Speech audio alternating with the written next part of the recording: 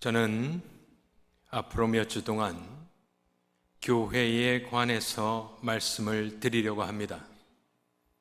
특별히 마음속으로는 우리 장로교회의 아이덴티티와 특징에 관하여 몇 가지 말씀을 드리려고 합니다. 하지만 말씀을 준비하는 과정 가운데 조금 한 발 물러서서 지금 현재 상황과 교회를 돌아보는 시간이 필요하다 생각이 되어 오늘은 그 첫째 시간으로 교회에 관해서 전체적인 그림을 가지고 말씀을 드리도록 하겠습니다. 지금 미국의 영적 상황은 어떠한가? 한 미국 목사님이 말씀하시는 것을 들었는데 그는 현재 상황을 포스트 모더니즘은 옛날에 지나갔고 이제 우리의 영적 상황은 프리 크리스찬 패간 소사이어티로 돌아갔다 대답을 하였습니다. 그것은 교회가 2000년 동안 마치 없었던 것 같은 상황, 예수교, 교회, 복음이 오기 전 시대에 온 세상에 가득했던 흑암의 시절, 그 시절로 돌아가고 있다.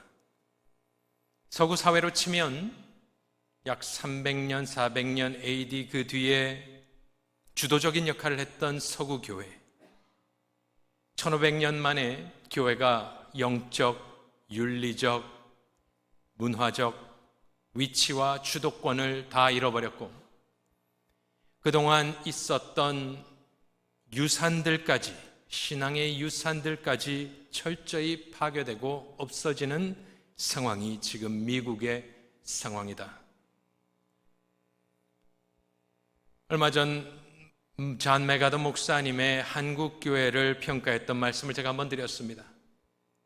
한국교회의 상황은 더 어두운 것 같습니다.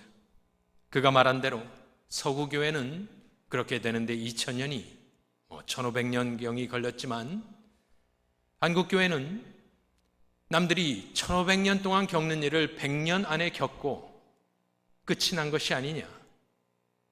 그렇게 인구 소멸, 교회의 죽어감 등등 참으로 암울한 소식만이 들립니다. 우리가 소망을 가지고 살지만 참 이 먹구름을 피해갈 수 없습니다. 마치 만화에서 보면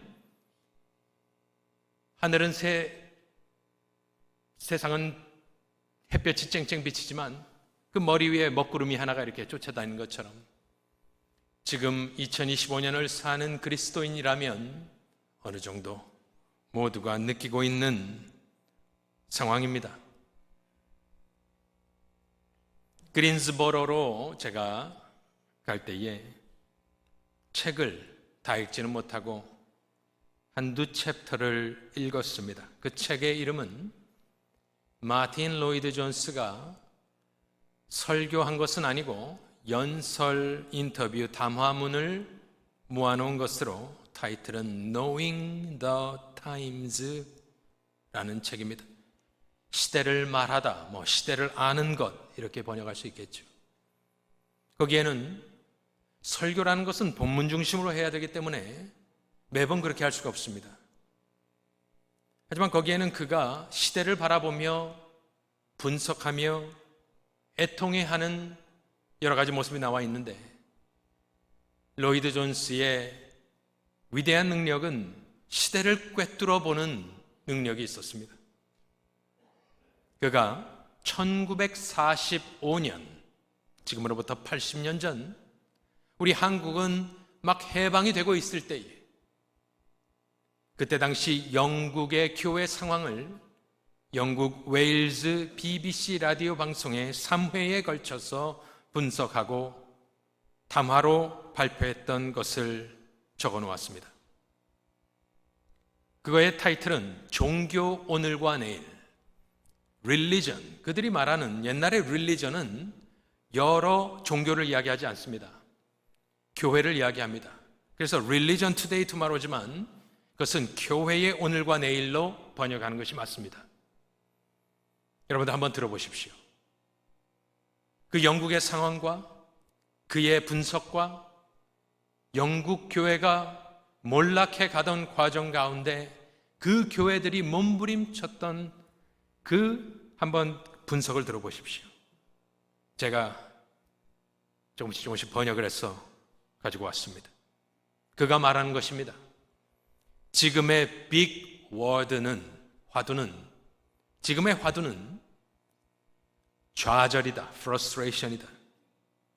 온 교회가 절망의 늪에 빠져 있다. 지난 200년 동안 영국 교회에 이런 영적 침체는 없었다. 통계가 그것을 증명한다. 교회 출석은 매해 줄어든다. 작은 모임들이 대세이다. 한때 인기 있었던 썬데이 스쿨도 출석이 줄어들었다. 기도 모임, 교제 모임도 약하고 이제는 거의 모이지 않는다. 왜 이 나라의 기독교가, 종교가 죽어가고 있는가? 그가 판단하는 몇 가지입니다. 첫 번째로 1945년에 가장 중요한 것은 성경의 권위가 사라졌다. 두 번째로 행위와 삶을 강조하며 예수를 믿는 믿음에 대한 강조가 사라졌다. 세 번째로 윤리가 복음인 양 착각했다. 네 번째로 중요한 것은 사회를 변화시키는 것이라고 말을 하지만 사람과 하나님 사이의 화평은 없어졌다. 다섯 번째로 청중들은 설교자들을 버리고 정치가들의 말에 귀를 기울이기 시작했다. 여섯 번째로 교회의 멤버 되는 것을 너무 쉽게 만들어 버렸다. 이것이 어느 시절의 이야기입니까? 1945년 우리 한국은 해방되었지만 영국은 1, 2차 대전에 적극적으로 개입을 하였기 때문에 국력이 소모되었을 때입니다. 그 세대는 처참한 세계대전을 2번 겪으며 모든 것이 파괴되고 사람들의 심령이 메마른 너무나 어려운 상황이었습니다. 우리와는 상황이 조금 다릅니다. 하지만 그가 영국 교회를 분석했던 여러 가지 내용들은 우리 현재의 시절과 똑같음을 알 수 있습니다. 그에 맞서 영국 교회가 한 일들이 무엇이 있었을까요? 로이드 존스만 그것을 알았겠습니까? 거기서 예수를 믿는 수많은 사람들도 교회가 어려워지는 상황을 다 알고 있었고 나름대로 그것을 되돌려보고자 노력을 했던 것을 몇 가지 적어 놓았습니다. 영국 교회가 한 일들, 몸부림쳤던 일들인 것 같습니다. 첫 번째로는 칼바르트의 신학이 들어왔다. 그들은 성경으로의 회귀를 외치며 많은 신학적 단어들을 회자시켰다. 교회에서 신학에 대한 관심이 높아졌다. 또 다른 부류는 성공회, 그들의 국교입니다. 앵글리칸 처치입니다. 성공회와 카톨릭으로 돌아가자, 옛날로 돌아가자 이야기를 한다. 그들은 요즘의 예배, 요즘 예배가 1940년대 예배입니다. 요즘 예배가 너무 경건하지 않다고 외치며 너무 설교가 많다. 오히려 순서를, 리터지를 강조하며 교인들로 하여금 순서에 참여하도록 한다. 교회의 예배를 엄격하고 전통적인 예배로 회귀시키려 한다. 그들에게 중요한 것은 교회의 전통과 위엄과 품위와 품격, 그것의 회복이었다. 또 어떤 이들은 그 당시 교회 연합 운동을 벌이는데 교회가 약해진 이유는 교회가 너무 분파별로 쪼개져 있기 때문에 세상 사람들에게 교회가 인정을 받지 못한다 하며 초교파적으로 커미티를 만들어 같이 사역하고 예배하는 데 큰 의미를 둔다. 올드 스쿨 보수주의자들은 이전에 하던 방식대로 8일에서 10일 동안 전도 집회를 연다. 또 다른 부류는 위크 나이트 처치 미팅을 통하여 매일 밤 교회를 개방하여 사회 속으로 교회가 들어가야 된다 외치며 그래야만 젊은이들을 얻을 수 있다라고 이야기한다. 마지막으로 비관론자들이 있는데 그들은 우리가 알고 있는 종교, 크리스천애티죠. 종교는 이제 미래가 없다. 그러니 우리가 할 수 있는 것은 그저 곳곳에 채플린들, 교목, 원목, 군목 이런 분들입니다. 채플린들을 심는 것이 마지막 방법이다 이야기를 하며 1945년대 그 전후겠죠. 그 언저리에 그러한 상황이 이루어지고 있다, 일어나고 있다라고 그가 이야기를 하면서 보고를 하는데 제가 그것을 들으면서 참으로 놀라지 않을 수 없었습니다. 어찌 우리의 상황과 그리 비슷한가? 그 다가오는 큰 어두움 가운데 그들은 발버둥을 치고 있구나. 나름대로는 최선을 다하고 있구나.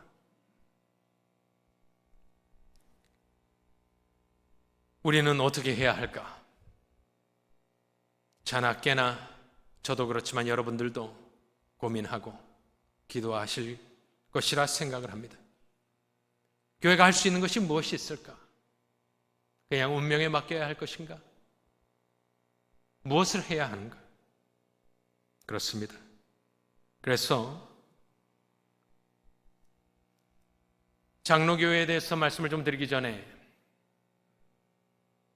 바울이 1차 선교 여행을 했던 모습을 통해서 몇 가지를 통하여 그가 맞닥뜨렸던 상황도 교회가 없었던 세대를 향하여 그가 복음을 전하지 않았습니까? 아무도 조직도 단체도 돈도 교회라는 이름도 예수 그리스도의 이름도 들어본 적이 없던 그 시절 사도 바울과 몇몇 전도인들은 뚜벅뚜벅 걸어다니면서 그 프리크리스천 패간 소사이어티 그때입니다. 지금보다 더 어려운 상황에 그들은 어떻게 하였는가? 그들이 성공하였다면 우리에게도 소망이 있는 것이고 그들이 실패하였으면 소망이 없을 것인데 사도행전은 그들의 행적을 적어놓고 있습니다. 도대체 아무도 도와주지 않는 그 지금 현대의 터키, 트루키예의 내륙을 걸으며 이 사람들은 도대체 어떻게 교회를 세울 수 있었는가? 만일 우리가 그러한 시절로 다시 돌아가고 있다면 분명히 해답은 여기에 있을 것입니다.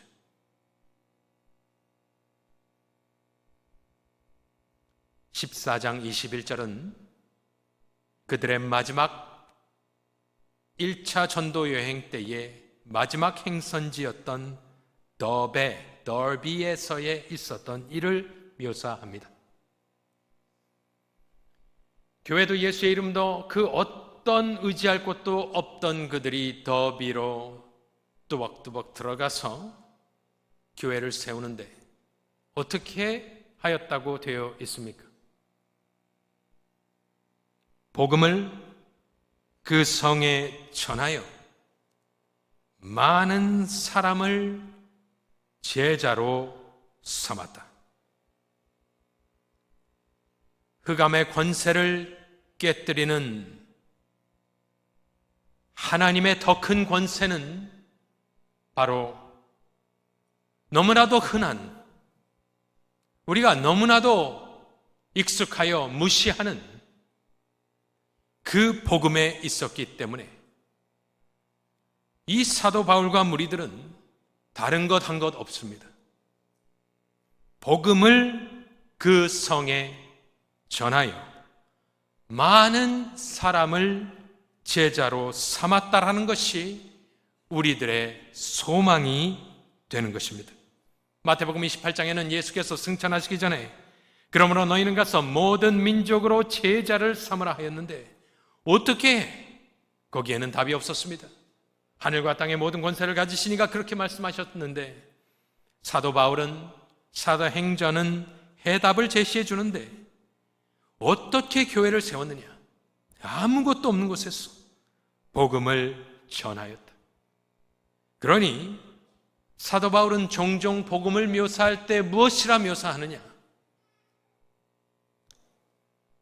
로마서 1장 16절 읽어보면 내가 복음을 부끄러워하지 아니하노니 이 복음은 모든 믿는 자에게 구원을 주시는 하나님의 능력이 됨이라.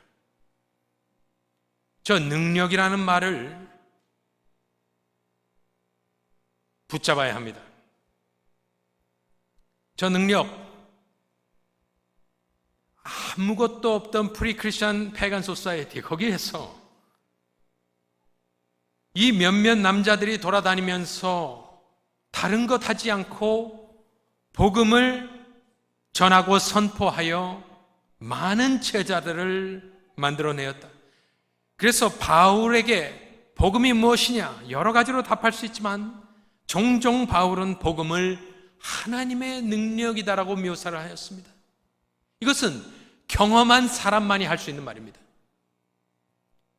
복음이 우리 마음 가운데 폭탄처럼 터진 사람들만 저 말씀이 무슨 말씀인지 알지, 경험이 없는 사람들은 그냥 그런가 보다 하는 것입니다. 제가 언젠가 몽고에 갔던 적이 있습니다. 아주 오래전 일입니다. 그 몽고 선교사에게 물어봤습니다. 선교사님, 몽고는 마지막까지 복음이 들어가지 않은 곳 중에 하나였습니다. 철저하게 차단되어 있던 곳인데 어떻게 교회가 설 수 있습니까? 아니, 예수고 교회고 아무런 컨셉조차 없는 사람들 가운데 어떻게 교회가 이렇게 서게 되었습니까? 그분 다른 말 한 것 없었습니다. 사도 바울처럼, 우리 믿음의 선진들처럼 다른 기관을 끌고 들어가고 돈을 끌고 들어가고 그런 것이 아니었습니다. 그 몽고 빈민촌에 들어가서 후원은 자기 친구들, 같은 신대원 출신들이 좀 후원해 준 것, 그것을 가지고 들어가서 10년, 20년이 지나는 동안에 그 빈민가 가운데 아주 번듯한 교회를 세웠던 모습을 기억합니다. 복음은 무엇이라고요? 복음은 하나님의 능력입니다. 1차 선교 여행 때에도 그랬고 모든 시대, 세대 때마다 그랬습니다. 복음의 기본으로 돌아가자는 말이 아닙니다. 물론 복음은 심플하지만 복음의 깊은 곳, 복음의 완벽한 곳, 복음의 다채로운 곳으로 우리가 들어가서 하나님의 능력이 무엇인지, 복음이란 것은 하나의 표현이거든요. 기쁜 소식이라는 것. 그 복음의 뚜껑을 열었을 때 무엇이 들어있는지 한 번쯤 다시 우리가 확인해 봐야 될 필요가 있습니다. 로이드 존스는 아까 그렇게 분석을 해놓고 영국 교회들이 하는 모습을 다 나열하면서 무엇이라고 하냐면은 이것들이 다 필요한 것일지 모르지만 이것이 본질은 아니다라고 이야기를 합니다. 발버둥은 치고 있지만 잘못하고 있다라고 이야기를 합니다. 이 모든 교회들의 노력의 목적이 무엇이냐 물어봅니다. 도대체 무엇을 하려고 하느냐? 무엇을 해야 하느냐? 다 열심은 했지만 다 비본질적인 일이다. 아까 언급했던 것들이 하면서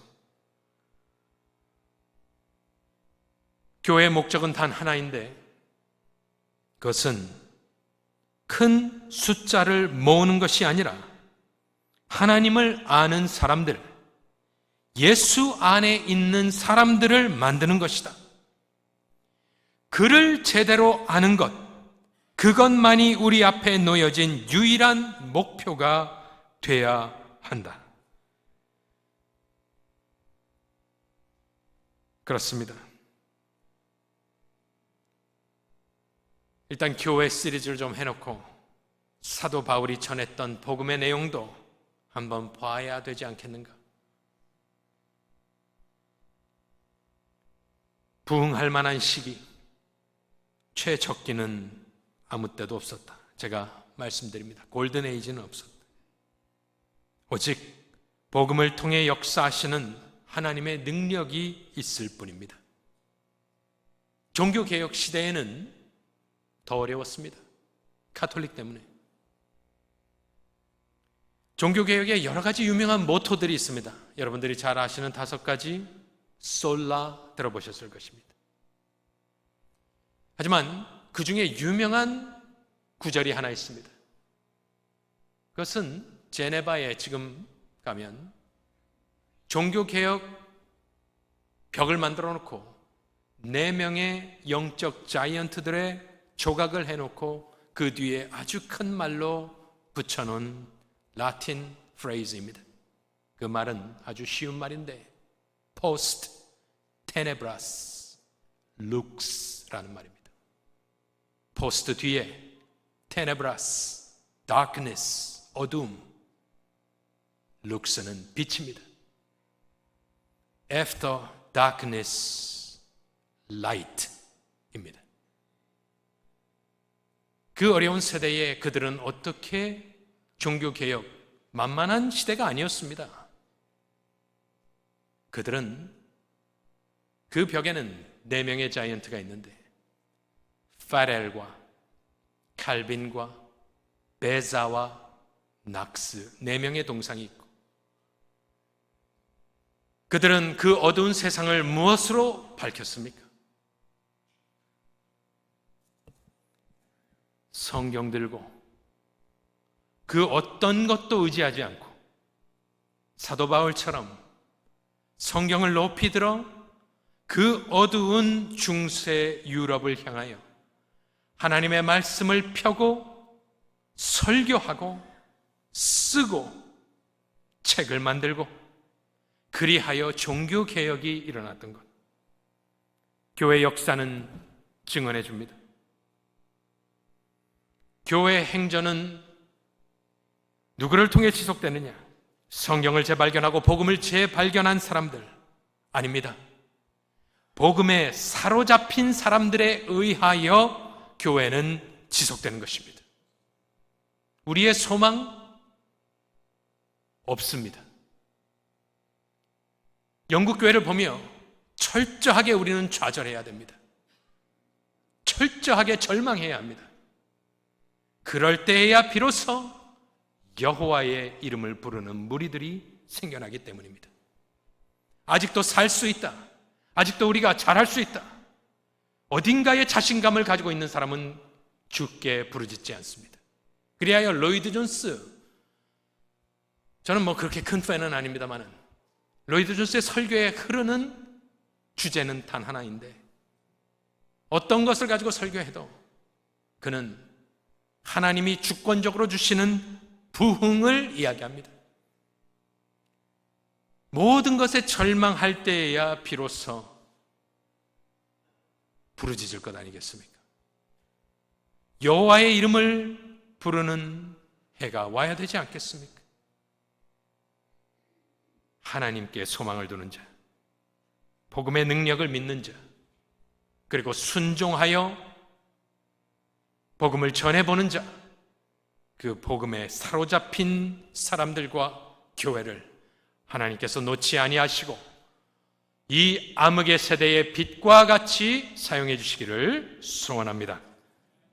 그래서 우리는 첫 번째로 다시 한번 단순하지만 심오한 복음을 붙잡는 것이 필요하고 두 번째로는 무엇이 필요하냐? 교회가 세워지기 위해서는 당연한 말이지만 힘을 다한 수고와 생명을 건 전도와 선교와 목회가 있습니다. 지금 사도 바울과 무리들은 14장에서 루스드라라는 도시에 와 있습니다. 그리고 더베로 갔는데 19절을 보면은 그들이 라이스트라, 루스드라라는 곳에 있을 때에 그들이 앞서 들렸던 도시들, 거기서 유대인들이 쫓아옵니다. 안디옥은 그들이 파송받은 안디옥이 아니고 터키 중간에 있는 피시디안 안디옥입니다. 안디옥과 이고니온 둘 곳에서 이들이 다 쫓겨났습니다. 제자를 세웠지만 쫓겨났습니다. 그래서 지금 루스드라, 라이스트라에 와 있는데 어떤 일이 벌어지냐면 유대인들이 안디옥과 이고니온에서 와서 100마일을 쫓아왔습니다. 무리를 충동하니 그들이 돌로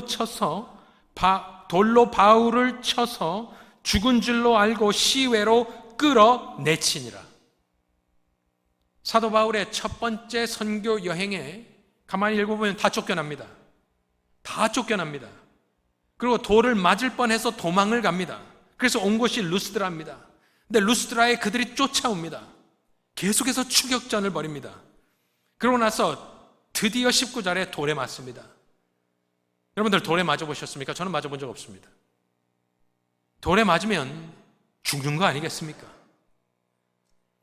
죽은 줄로 알고 끌어 밖에다 던져버릴 정도면 얼마나 피를 흘리고 정신을 잃고 숨이 끊어졌다고 생각했겠습니까? 그것이 복음 전하는 자의 모습인 것입니다. 20절에 보니까 제자들이 둘러섰답니다.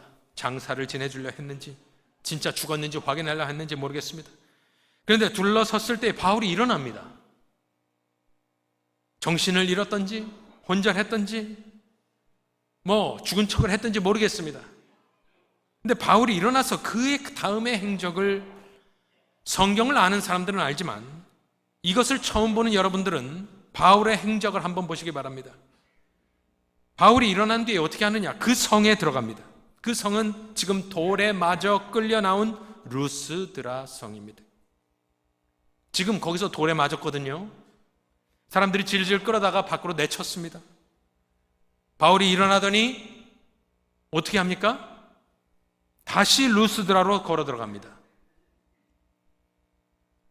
그 성에 들어갔다가 이튿날, 그 다음날 바나바와 함께 더베로 갑니다.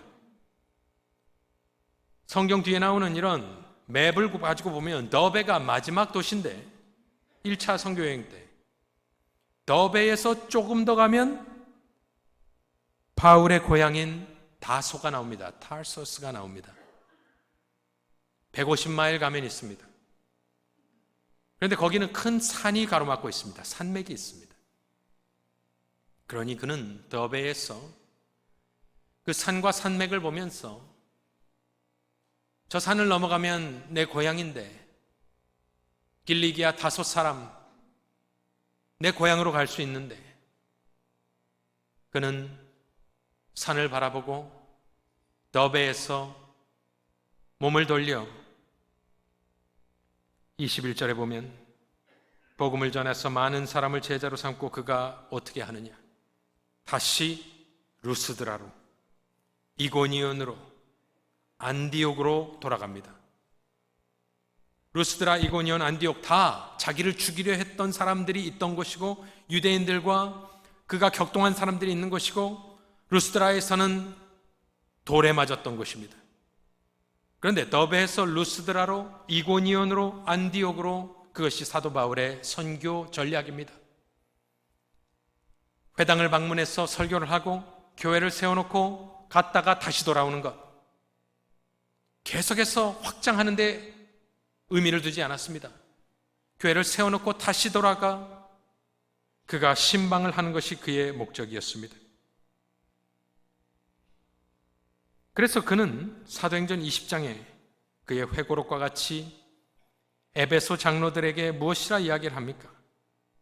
사도행전 20장 23절에 보면 오직 성령이 각 성에서 내게 증언하여 결박과 환난이 나를 기다린다 하시나 내가 달려갈 길과 주 예수께 받은 사명, 그겁니다. 끝입니다.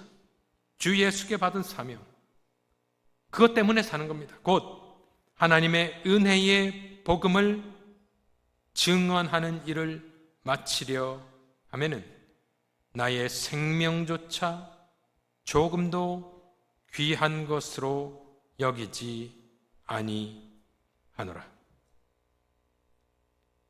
저 사람 때문에 수많은 교회들이 서게 되었습니다. 한 사람, 예수 믿는 한 사람, 복음을 발견한 칼빈, 그를 이끌어준 페렐, 그의 제자 베자, 그의 제자 잔 낙스는 스코틀랜드로 돌아갔고, 결국 교회가 지탱되고 개척되고 부흥하고 이 모든 곳의 중심에는 다수의 사람들이 있지 아니하고 복음에 붙들림 받은 소수의 사람들이 있는데, 그들은 하나님의 은혜의 복음을 증언하는 일에 나는 생명 귀하게 여기지 아니한다, 그 마음을 가지고 루스드라로 들어가고 이고니온으로 돌아가고 다시 피시디안 안디옥으로 들어가고 세상 사람들이 보면 미쳤다 이야기하는 겁니다. 우리의 소망은 이렇게 헌신하는 사람들입니다.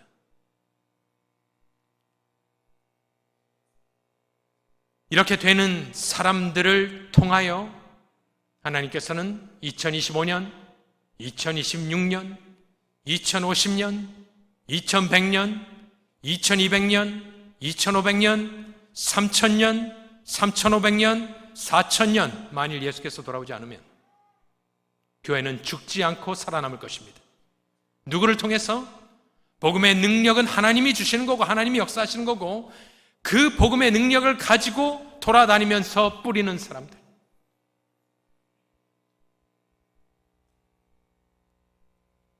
우리의 믿음의 선진들은 다 그렇게 했습니다. 우리를 돌아봐야 합니다.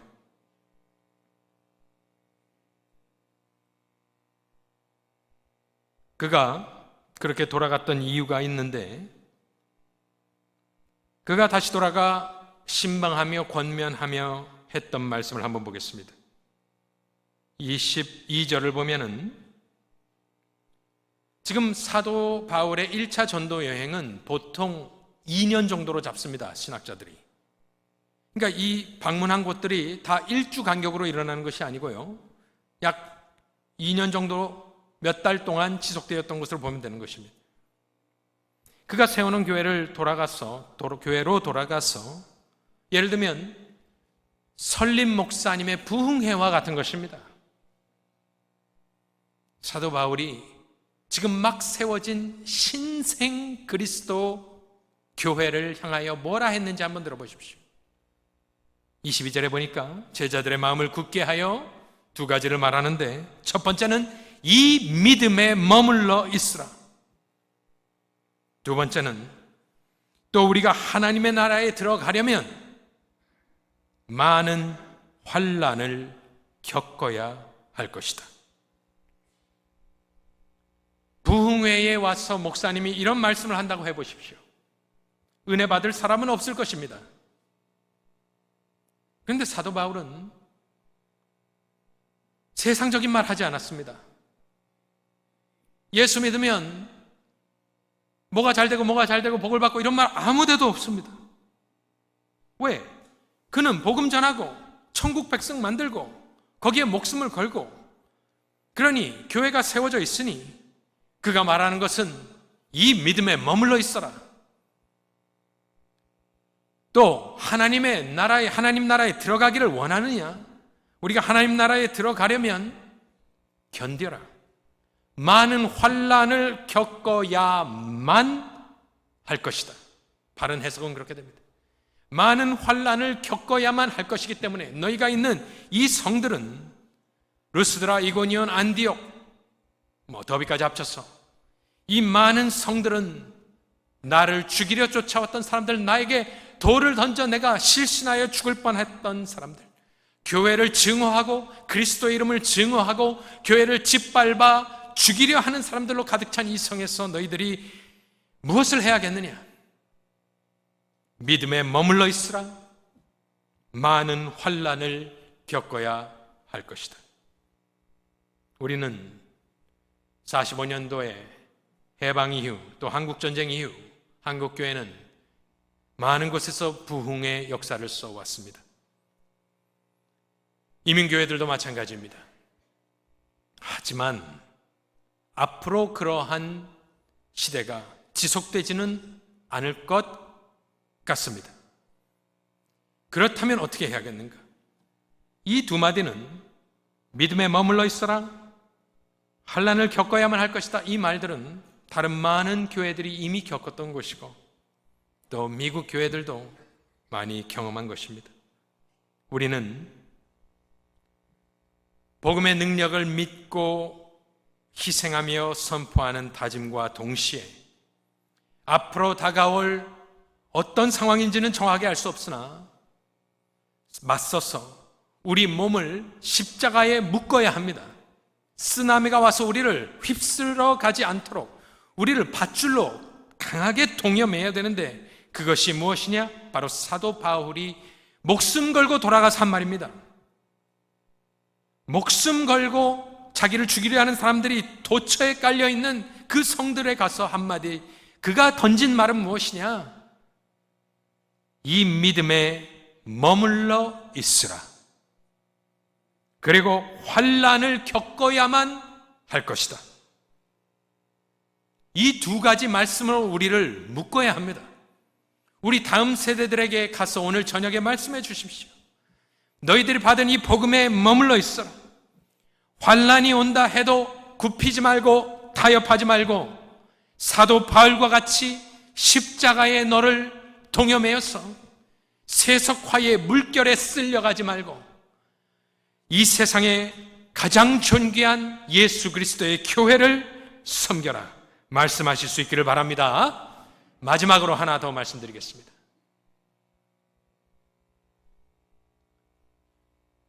복음과 오래 참음과 목숨을 건 선교와 다가올 여러 가지 핍박과 어려워지는 상황 가운데 우리를 견딜 수 있는 능력을 하나님이 주시기 원할 때에, 오늘 본문 전체 말씀을 제가 보면서 제가 원래 전하고자 하는 말씀은 이 말씀이 아닙니다, 지금.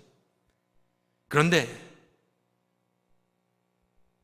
절망적인 상황 가운데 우리가 할 수 있는 것은 무엇인가? 이것을 생각해 봤을 때 마지막으로 이 본문에서 눈에 띄었던 것은 무엇이냐면은 사도 바울의 행적이었습니다. 그의 행적은 19절로 28절 말씀에 매 절절마다 나오는데 그것은 동사로 표현됩니다. 무엇을 하는 것으로 표현됩니다. 한번 이분이 어떠한 영적인 에너지를 가지고 교회를 섬겼는지 한번 빨리 보겠습니다. 19절에 유대인들이 그를 돌로 쳐서 끌어내치니라. 20절에 보니까 이제 사도 바울의 모습을 한번 상상해 보십시오. 바울이 일어나 들어갔다가 함께 더베로 가서 21절에 전하여 제자로 삼고 돌아가서 22절에 마음을 굳게 하여 머물러 있으라 권하고 환난을 겪어야 할 것이라 하고 23절에 각 교회에서 장로들을 택하고 금식 기도하고 그들이 믿는 주께 그들을 위탁하고 24절에 비시디아 가운데로 지나가서 밤빌리아에 이르러 25절에 말씀을 버가에서 전하고 아탈리아로 내려가서 거기서 배 타고 안디옥에 이르니 27절에 그들이 이르러 교회를 모아 하나님이 함께 행하신 모든 일과 이런저런 것들을 보고하고 28절에 제자들과 함께 오래 있으니라. 저는 여기서 해답 아닌 해답을 보았습니다. 우리가 무엇을 해야 하는가? 한 가지 확실한 것은 사도행전에는 사도 바울이 낙심하고 낭망하고 고민하고 번민하고 디베이트하고 탁상공론하고 두려워하고 떨고 하는 것은 없습니다. 다른 서신서를 보면은 그런 것들이 표출이 됩니다. 왜 고민이 없었겠습니까? 왜 두려움이 없었겠습니까? 하지만 그의 행적을 가만히 보니 그렇구나. 이분은 걱정할 시간도 낭비하지 않고 그가 하는 모든 행적은 본질을 건드리는 것으로, 이 모든 행적을 보았을 때 우리도, 우리 교회도, 교회들도 앞으로 이 암울한 세대를 복음의 빛을 가지고 행해야 되는 우리에게 하나님께서 우리에게 이러한 영적인 에너지와 열심 주시기를 소원합니다. 이 사람은 멈추질 않습니다. 매 절마다 얼마나 그렇게 돌아다니고 바쁘고 말씀 전하고 하는데 보면 본질만 행합니다. 예수님도 그랬지 않습니까? 듣는 대로 행하시는 것이기 때문에 웨이스트가 없습니다. 여러분들은 무엇을 하며 살고 계십니까? 여러분들은 무엇을 하고 있으며 바쁘십니까? 무엇을 하고 돌아다니고 계십니까? 사도 바울처럼 살 수 있는 사람은 아마 아무도 없을 것입니다. 하지만 흉내는 내야 되지 않겠습니까? 한번 노력은 해봐야 되지 않겠습니까? 우리는 벼랑 끝에서 지금 목회를 하고 있는 겁니다. 뒤로 물러설 곳이 없습니다. 70년대, 80년대, 90년대, 2010년도까지는 그런 것들이 가능했습니다. 그렇지만 2010년 이후의 모습, 특별히 이민교에서는 우리가 뒤로 물러설 곳이 없는 것입니다. 그래서 본질을 행하는 사람은 누구이냐? 철저하게 복음에 붙들린 사람에게만 본질이 보이게 되어 있습니다. 육적인 사람들에겐 보이지 않습니다. 세상 일로 바쁘고 내 육신을 위해 살기에 급급하고 시간 낭비가 많고 하지만 이 사도 바울은 아닙니다. 매 절마다 이 사람이 하는 모든 일은 그리스도 복음에 관한 일이고 교회에 관한 일이고 본질이고 성도들과 사람들로 하여금 예수 그리스도의 복음과 맞닿을 수 있는 일들을 하는 것이 바로 사도 바울의 모습일 것일진데, 우리가 모든 두려움을 떨쳐버릴 수 있는 이유는 우리 마음 가운데 그리스도의 사랑으로 가득 차 있을 때 모든 두려움이 떠나가게 되고, 이러한 영적인 에너지를 가지고 우리도 정말 최선을 다하여, 우리의 소원이 무엇입니까? 우리의 소원은 예수 그리스도의 교회가 부흥하고 강성해지고 주님 오시는 그날까지 우리 영생장로교회가 하나님의 마음을 시원하게 해드리며 사도 바울과 같은 사람들이 끊이지 아니하며 이 교회당을 채우며 땅끝까지 또 우리가 살고 있는 이 고장을 향하여 복음을 전하는 것에 내 목숨을 아까워하지 아니하는 사람들로 가득 차는 것이 우리의 소원일진데, 하나님께서 우리 교회를 통해서 또 그러한 사람들을 통해서 영생장로교회를 하나님의 나라에 확장하는 데에 귀하게 쓰시는 복된 성도님들, 우리의 자녀들, 우리 교회 되실 수 있기를 우리 구주 예수 그리스도의 이름으로 간절히 축원합니다.